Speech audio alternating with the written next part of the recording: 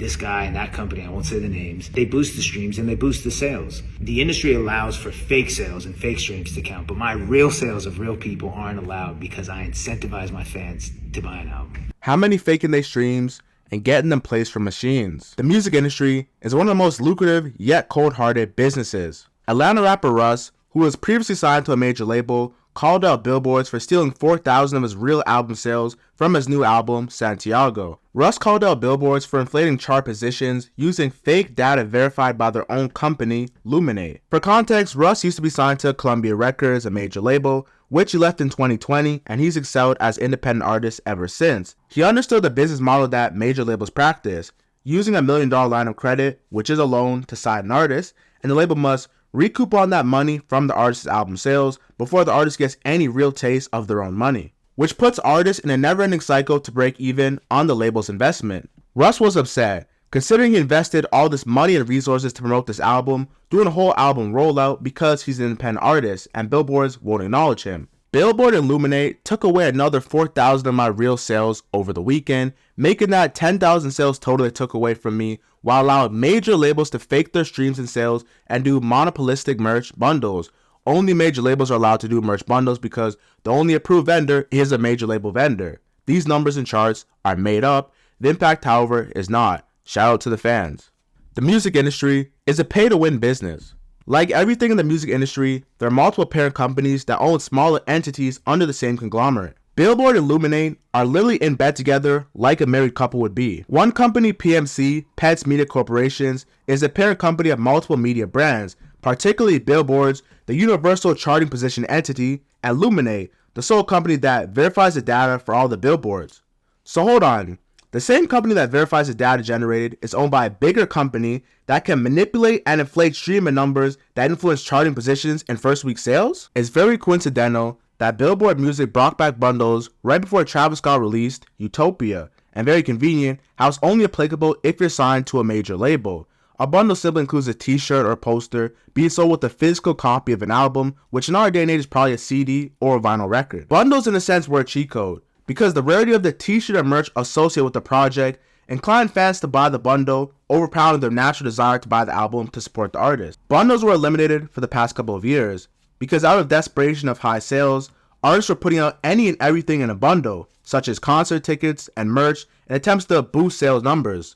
Milan Ackerman, Russ's manager, has been someone over the years to bite his tongue. However, this incident made him let loose. Major labels are hiding their fake streams via streaming farms, in plain sight, and no one is stopping them. Some of the artists on these labels aren't even aware that their streams are inflated until it's time for those artists to sell hard tickets, at which point the numbers don't add up. It's time to verify streams and sales data on chain via Chainlink. Now, artists using stream farms and essentially getting their place for machines, as what J. Cole would say, has been a norm that people overlook because it doesn't get talked about enough. Similar to how first when we found out Drake had a ghostwriter, it was the end of the world. But now it's so normalized that as long as the song sounds good, we don't care who wrote it. Milan went on to say, the current music charts are inflated by fake data, and that fake data is being verified by one company only. The same company that verifies the data is owned by the same company that owns the charts. It's a rigged game. Russ has every right to be mad, considering he built a loyal following from the ground up, and his real sales that he had to advertise and work hard to achieve were not counted. According to Russ, Santiago sold 51,000 in his first week. However, Billboard only counted 46,000. Addressing the bullshit that's going on in the industry. So they've reported that I did 46,000. That's not true. I did 51,000. And it's really not so much about numbers why I'm like irritated with it. It's the fact that y'all are trying to diminish my impact and make it seem like my impact isn't really what it is. So they took away 5,600 of my sales on the grounds of, these are their words, that I'm not allowed to incentivize my fans to buy an album. And yet that is the definition of marketing.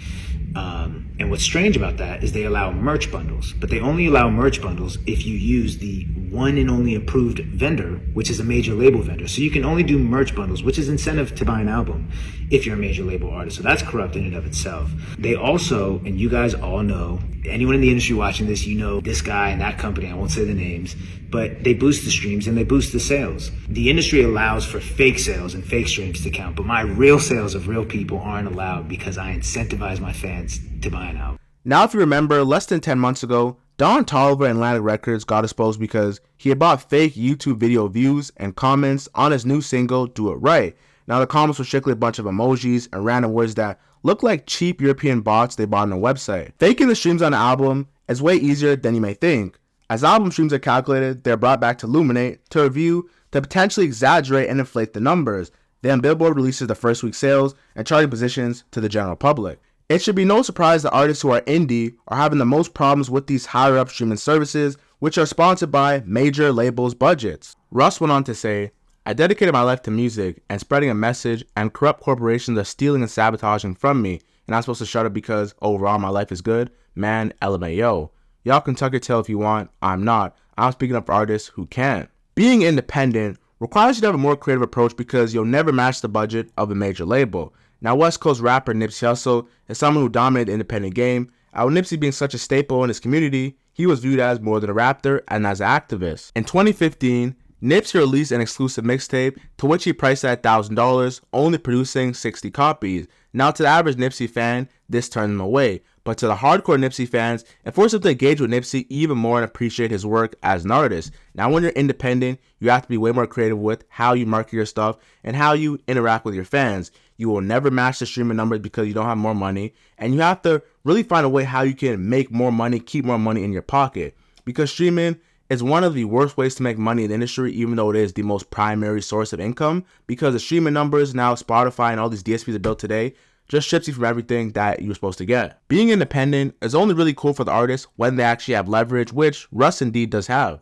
Speaking on Nipsey Hussle makes me think of Tory Lanez. Now, although Tory Lanez is in jail for 10 years, he cracked the code on one of the smartest ways for independent artists to cut out the middleman and get all the money in the music business. During the COVID-19 pandemic, NFTs were the biggest fad. It had rappers doing it, athletes doing it, every celebrity from all walks of life. Now, what Tory Lanez did was create an NFT album. Tory created 1 million copies of the NFT valued at $1, so his viewers in a sense would own a portion of his work forever. The NFT sold out in a few minutes, making Tory Lanez $1 million without a middleman. The common issue artists have in the music business is that the streaming numbers are not adding up to the money. They're getting millions of streams and only getting a couple $1,000s, and it's not adding up because you're spending money into advertising your songs, you're spending money to get on the playlist, you're doing all this advertising and marketing work for you to get not even a red cent or even a tenth of what you invested into your craft.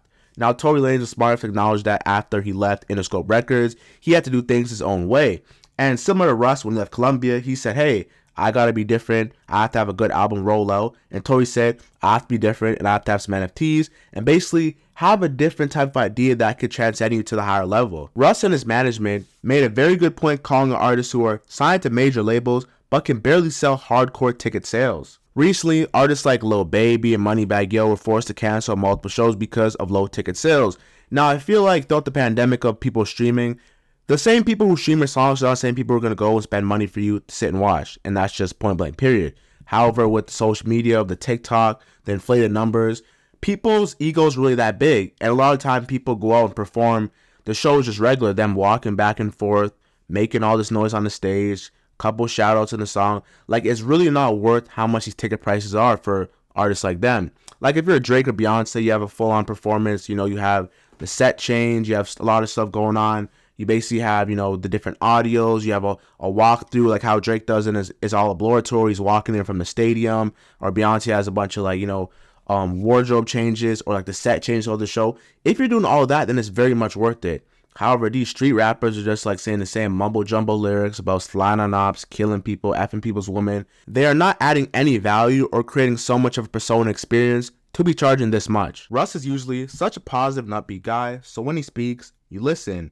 The music industry is a pay-to-play game, and ever since Russ and Tory Lanez and other independent artists cracked the code, finding ways to generate large amounts of money without needing a label to back them and essentially need them to do anything, labels made it their own personal vendetta to screw them over in some form or capacity.